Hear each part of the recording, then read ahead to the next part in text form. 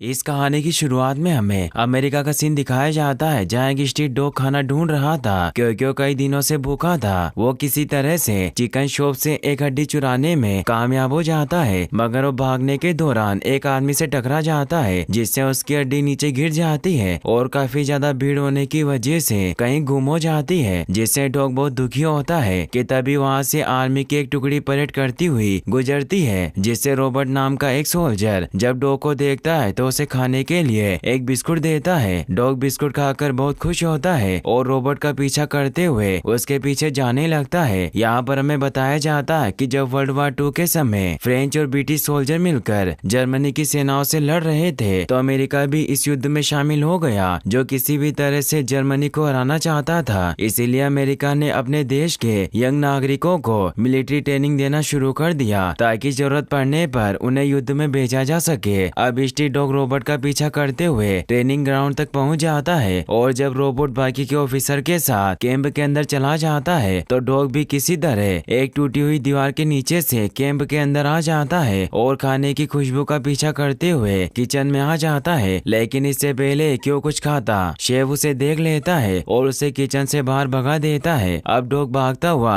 Robot से टकरा जाता है और वो रोबोट को देखकर बहुत खुश होता है। रोबोट डॉग को समझाने की कोशिश करता है कि अब उसके पास कोई बिस्कुट नहीं है जो उसे खाने को दे सके, लेकिन डॉग को रोबोट की बातें समझ नहीं आती और अब वो रोबोट के साथ ही रहना चाहता है। ट्रेनिंग के दौरान जब सीनियर ऑफिसर डॉग को देखता है तो उसे डॉग बहुत पसंद आता है और वो रोबोट को ट्रेनिंग खत्म होने के बाद डॉग को कुछ खाने के लिए देने को कहता है। ट्रेनिंग खत्म होने के बाद रोबोट डॉग को अपने साथ कैंटीन में ले आता है और उसे खाने को देता है। रोबोट के फ्रेंड उसे समझाते हैं कि अगर कर्नल ने डॉग को यहाँ देख लिया तो हम पर बहुत गुस्सा होंगे और डॉग को यहाँ से बाहर भगा देंगे। अगले दिन जब रोबोट बाकी के सैनिकों के साथ ट्रेनिंग ले रहा होता है तो डॉग भी रोबोट के साथ साथ ही रहता है और खूब मस्ती करता है। ट्रेनिंग के दौरान जब रोबोट के सीनियर ऑफिसर को पता चलता है कि डॉग बाकी के स्ट्रीट डॉग की तरह गन की आवाज से बिल्कुल भी नहीं डरता और उनके द्वारा कही गई बातों को बहुत जल्द समझ जाता है, तो उनको विश्वास हो जाता है कि यह डॉग बाकी के स्ट्रीट डॉग से अलग है और मिलिट्री के काम आ सकता है। रात में जब रोबोट डॉग के साथ खेल रहा होता है तो उसे स्टबी नाम देता है, साथ ही वो उसे इंसानी बातें समझने की ट्रेनिंग भी देता है। अगले दिन जब कर्नल मिलिट्री कैंप में ऑफिसर से मिलने आता है तो वहाँ पर स्टबी भी मौजूद होता है, जो सभी ऑफिसर्स को कर्नल को सैल्यूट करता देखकर वो भी कर्नल को सैल्यूट करता है। कर्नल को यह बात बहुत पसंद आती है और वो स्टबी को मिलिट्री कैंप में रहने की इजाजत दे देते हैं। कैंप में रहते हुए धीरे धीरे स्टबी सबका फेवरेट बन जाता है और ऑफिसर्स के ऑर्डर भी समझने लगता है। कैंप के सभी ऑफिसर स्टबी से बहुत प्यार करते हैं और अब वो दिन आ जाता है जब कैंप के ऑफिसर्स को लड़ने के लिए युद्ध के मैदान में भेजा जाना था। इनकी टुकड़ी का नाम यान की डिवीजन रखा जाता है। युद्ध के मैदान में जाने से पहले कर्नल सभी ऑफिसर को गुड लक कहते हैं और स्टबी को कैंप में ही रहकर आने वाली टुकड़ी के साथ उनकी ट्रेनिंग में मदद करने के लिए कहते हैं। रॉबर्ट कर्नल की बात सुनकर बहुत दुखी होता है क्योंकि स्टबी को खुद से अलग नहीं करना चाहता, लेकिन अब रॉबर्ट के पास स्टबी को कैंप में छोड़कर जाने के अलावा कोई और रास्ता नहीं होता। इसीलिए वो जाने से पहले स्टबी को एक बेच देता है, जिसे पाकर स्टबी बहुत खुश होता है और रॉबर्ट शेफ को स्टबी का ध्यान रखने के लिए बोलकर वहाँ से चला जाता है। रॉबर्ट के वहाँ से जाने के बाद स्टबी किसी तरह खुद को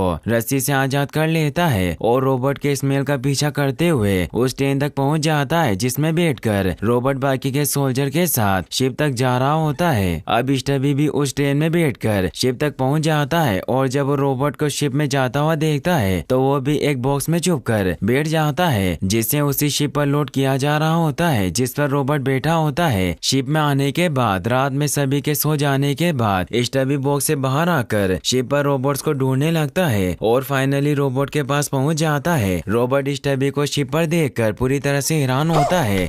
रॉबर्ट का फ्रेंड ओल्सन रॉबर्ट को बताता है कि अगर जनरल को स्टबी के बारे में पता चलेगा तो उनके लिए मुसीबत खड़ी हो सकती है। ओल्सन की बात सुनकर रॉबर्ट अपने फ्रेंड के साथ स्टबी को जनरल से छुपाने के लिए निकल पड़ता है, लेकिन गलती से वो जनरल से टकरा जाता है, जिसकी वजह से जनरल को स्टबी के बारे में पता चल जाता है। लेकिन जब रॉबर्ट और उसके साथी जनरल को सैल्यूट कर रहे होते हैं तो स्टबी भी जनरल को सैल्यूट करता है और जनरल की नीचे गिरी हुई छड़ी को अपने मुंह से उठाकर उन्हें देता है। जनरल ये सब देखकर पूरी तरह से हैरान होते हैं और उन्हें पूरा विश्वास होता है कि जरूर युद्ध के दौरान स्टबी सैनिकों के काम आएगा। इसीलिए वो कैप्टन से कहकर स्टबी को रॉबर्ट के टुकड़े का ऑफिशियल मेंबर बनाने को कहते हैं। इसके बाद स्टबी को भी बाकी के सैनिकों की तरह उनका नेम प्लेट दिया जाता है और इस प्रकार स्टबी भी स्ट्रीट डॉग से एक मिलिट्री डॉग बन जाता है। इसके बाद स्टबी रॉबर्ट और अपनी टुकड़ी के साथ फ्रांस आ जाते हैं, जहाँ पर ब्रिटिश और फ्रेंच आर्मी मिलकर जर्मन सैनिकों से लड़ रही होती है, लेकिन जर्मन सोल्जर्स इनके ऊपर भारी पड़ रहे थे। अब जर्मन सैनिकों के हमले के दौरान जब अमेरिकन और ब्रिटिश सैनिक मलबे में दब जाते हैं तो स्टबी बड़ी बहादुरी से उन्हें ढूंढकर मलबे से बाहर निकालने में मदद करता है और कई सोल्जर्स की जान बचाता है। स्टबी के इस काम से सभी सैनिक बहुत खुश होते हैं और स्टबी उनका फेवरेट डॉग बन जाता है। रॉबर्ट जब अपने साथी फ्रेंच सोल्जर गेस्टन से मिलता है तो गेस्टन रॉबर्ट से मिलकर बहुत खुश होता है और जल्दी वो दोनों एक अच्छे दोस्त बन जाते हैं। इसके बाद गेस्टन रॉबर्ट और उसके साथियों को कैम्प की तरफ ले जाता है। रास्ते में ये लोग एक डिस्ट्रॉय सिटी को देखते हैं जिसे जर्मन सोल्जर्स ने पूरी तरह से बर्बाद कर दिया होता है। कैंप में आकर ये लोग रात भर आराम करते हैं और अगली सुबह रॉबर्ट गेस्टन और स्टबी के साथ पेट्रोलिंग पर जाता है और जब एक चट्टान पर छुपकर दूरबीन की मदद से जर्मन सैनिकों को देखते हैं तो इन्हें पता चलता है कि जर्मन सोल्जर जहरीली गैस से शहर पर हमला करने का प्लान बना रहे होते हैं। ये देखते हैं रॉबर्ट गेस्टन और स्टबी अपने कैंप की तरफ निकल पड़ते हैं ताकि अपने लोगों को जर्मन सोल्जर के हमले के बारे में बता सके। भागने के दौरान स्टबी देखता है कि एक जर्मन सोल्जर रॉबर्ट को शूट करने वाला होता है, लेकिन इससे पहले कि वो रॉबर्ट को शूट करता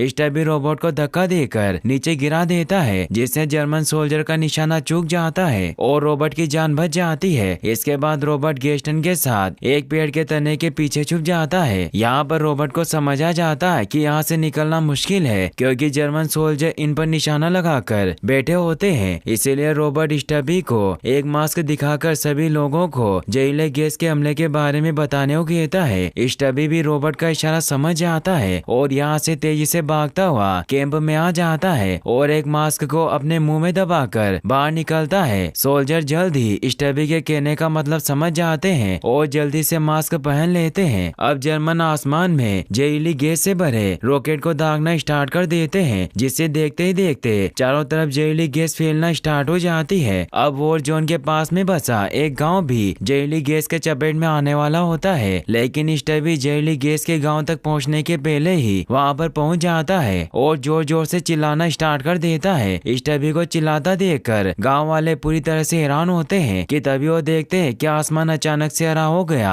और तेजी से चारों तरफ जहरीली गैस से फैल रही है। इसीलिए सभी लोग मास्क लगाकर अपने घर के खिड़की दरवाजे बंद करके अंदर चले जाते हैं, लेकिन स्टबी अभी भी बाहर ही होता है कि तभी वहाँ पर रॉबर्ट और गेस्टन घोड़े पर सवार होकर आ जाते हैं और स्टबी को अपने साथ लेकर एक घर के अंदर आ जाते हैं, जहाँ पर ये लोग स्टबी को जहरीली गैस से बचाने के लिए उसके मुंह पर एक कपड़ा रख देते हैं। जहरीली गैस का असर खत्म होने के बाद जब ये लोग बाहर आते हैं तो गांव वाले स्टबी को देखकर बहुत खुश होते हैं क्योंकि स्टबी की वजह से ही उनकी जान बची होती है और अब वो लोग स्टबी को अपना हीरो मानते हैं। वापस से कैंप में आने के बाद कैप्टन बताते हैं कि जर्मन सेना की गोलीबारी के बाद से एक सोल्जर कहीं खो गया और बहुत मुश्किलों के बाद भी उस सोल्जर का लोकेशन इन्हें नहीं मिल पाता। स्टबी कैप्टन की बात समझ जाता है और अपने तेज सूंघने की पावर की मदद से जर्मन सेना की तोपों और गोलियों से बचता हुआ उस घायल सोल्जर्स को ढूंढ निकालता है। इसके बाद ये लोग स्मोक ग्रेनेड की मदद से उस सोल्जर को रेस्क्यू कर लेते हैं और इस प्रकार स्टबी के बहादुरी की वजह से उस सोल्जर की जान बच जाती है। इसके बाद रॉबर्ट की टुकड़ी को लड़ने के लिए एक दूसरी जगह पर शिफ्ट करने का आदेश दिया जाता है। जाने से पहले स्टबी को गांव की एक लेडी अपने द्वारा बनाई गई जैकेट देती है और गेस्टन स्टबी को एक मास्क देता है ताकि अगर फिर से जहरीली गैसों का हमला हो तो स्टबी के पास बचने के लिए एक प्रॉपर मास्क हो। इसके बाद ये सभी लोगों से अलविदा लेकर वहाँ से निकल जाते हैं। अगले सीन में कर्नल सभी सोल्जर्स को बताते हैं कि अब उन्हें जर्मन सोल्जर से फेस टू फेस फाइट करनी है। यहाँ पर आने के बाद इनके और जर्मन सोल्जर के बीच में एक खतरनाक फाइट होती है जिसमें स्टबी भी योगदान देता है और युद्ध के दौरान कई लोगों की जान भी बचाता है। एक बार तो स्टबी बड़ी चालाकी से कुछ जर्मन सोल्जर्स को अपने पीछे लगाकर उन्हें यूएस आर्मी के कैंप तक ले आता है, जिन्हें अमेरिकन सोल्जर्स बंदी बना लेते हैं। लेकिन फाइट के दौरान जब स्टबी एक सोल्जर को ग्रेनेड से बचाने की कोशिश करता है तो खुद भी घायल हो जाता है। स्टबी को घायल देखकर रॉबर्ट जल्दी से उसे कैंप तक ले आता है, जहाँ पर डॉक्टर स्टबी का ट्रीटमेंट करने के लिए हॉस्पिटल रेफर कर देता है। स्टबी से अलग होकर रॉबर्ट बहुत दुखी होता है और युद्ध में उसका मन बिल्कुल भी नहीं लगता। अब गेस्टन को भी वापस से अपने कैंप में जाने का आदेश दिया जाता है और रॉबर्ट दुखी मन से गेस्टन को विदा करता है, क्योंकि स्टबी के जाने के बाद गेस्टन ही बचा था जिसके साथ रॉबर्ट खुशी से वक्त बिताया करता था। लेकिन अब वो भी चला गया। अकेले में रॉबर्ट अपनी सिस्टर को लेटर लिखता है, लेकिन वो स्टबी से दूर होकर बहुत दुखी होता है और इसी दौरान वो काफी बीमार भी हो जाता है। और जब डॉक्टर रॉबर्ट का चेकअप करते हैं तो उन्हें पता चलता है कि रॉबर्ट अब ज्यादा दिन तक जिंदा नहीं रह पाएगा और जल्दी उसकी डेथ हो जाएगी। वहीं दूसरी तरफ शहर में स्टबी के पैर में लगे घाव का ट्रीटमेंट चल रहा होता है और स्टबी के पैर का घाव अभी पूरी तरह से ठीक नहीं हुआ होता, लेकिन फिर भी स्टबी रॉबर्ट को ढूंढने के लिए वहाँ से निकल पड़ता है। रास्ते में स्टबी को पैर में लगी चोट की वजह से काफी दर्द हो रहा होता है, लेकिन फिर भी वो हार नहीं मानता और लगातार आगे बढ़ रहा होता है। सफर के दौरान दर्द होने की वजह से स्टबी नीचे भी गिर जाता है, लेकिन वो हार नहीं मानता और एक बार फिर से उठकर खड़ा होता है और रॉबर्ट की तलाश में आगे बढ़ जाता है। इसके बाद हम देखते हैं कि स्टबी किसी तरह बहुत मुश्किल से फाइनली रॉबर्ट के पास पहुंच जाता है। रॉबर्ट स्टबी को देखकर बहुत खुश होता है और स्टबी के वापस आ जाने से रॉबर्ट का फीवर भी ठीक हो जाता है और कुछ दिनों में वो पूरी तरह से नॉर्मल हो जाता है। छुट्टियों में रॉबर्ट स्टबी और अपने बाकी के दोस्तों के साथ घूमने के लिए पेरिस जाता है और स्टबी के साथ एक अच्छा वक्त बिताता है। ये दोनों साथ में खूब एंजॉय करते हैं और लोग स्टबी की रेस्पेक्ट भी करते हैं, क्योंकि अब तक स्टबी आर्मी ऑफिसर्स की जान बचाने और अपनी बहादुरी के लिए पूरे विश्व में फेमस हो जाता है। इसी दौरान स्टबी बड़ी चालाकी से एक जर्मन जासूस को पकड़ने में मिलिट्री की मदद करता है। स्टबी के इस काम से खुश होकर जनरल उसे एक बड़े ऑफिसर के रैंक पर ट्रांसफर कर देता है और साथ में रॉबर्ट का भी प्रमोशन किया जाता है। अब स्टबी अपने कैंप के सभी आर्मी ऑफिसर्स का सीनियर होता है। अब यहाँ पर गेस्टन भी आ जाता है जो रॉबर्ट और स्टबी के प्रमोशन से बहुत खुश होता है और इन्हें इसके लिए बधाइयाँ देता है। अब रॉबर्ट और स्टबी के साथ पूरी यूनिट की एक फोटो खींची जाती है जो शहर के सभी बड़े न्यूज़पेपर्स में कवर किया जाता है और स्टबी देखते ही देखते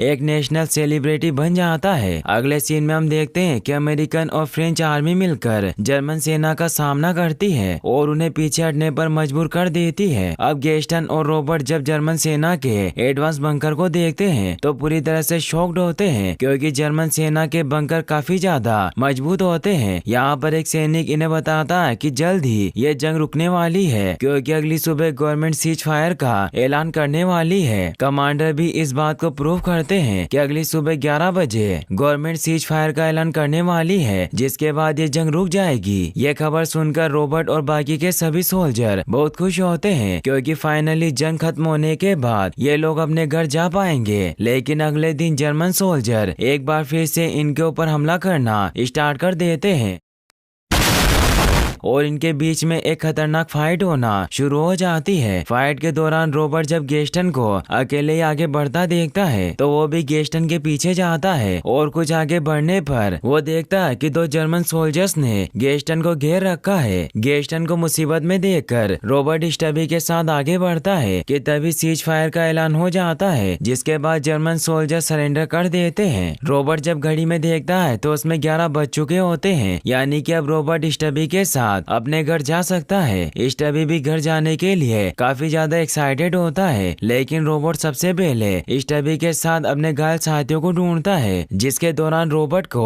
उसके बेस्ट फ्रेंड की टोपी मिलती है, जिसका मतलब होता है कि युद्ध के दौरान वो मारा गया। रॉबर्ट अपने बेस्ट फ्रेंड की मौत से बहुत दुखी होता है और गेस्टन के साथ मिलकर उसे लास्ट गुड बाय बोलते हैं। इसके बाद रॉबर्ट गेस्टन से विदा लेकर स्टबी और अपने कैंप के बाकी के ऑफिसर के साथ अपने शहर की तरफ निकल पड़ता है। बंदरगाह पर लोग बड़ी मात्रा में इकट्ठा होकर स्टबी का इंतजार कर रहे होते हैं, क्योंकि अब स्टबी पूरे देश में फेमस हो गया था। स्टबी का स्वागत भी एक सीनियर मिलिट्री ऑफिसर की तरह किया जाता है और फोटोग्राफर स्टबी का सबसे फेमस फोटो लेता है, जो आज भी बहुत फेमस है, क्योंकि एक सच्ची घटना है जिसमें स्टबी ने अपने देश के लिए जंग में महत्वपूर्ण भूमिका निभाई थी, जिसने 17 जंगों में सैनिकों का साथ दिया था। और इस प्रकार स्टबी के लाइफ की ये एडवेंचर्स कहानी यहीं पर खत्म।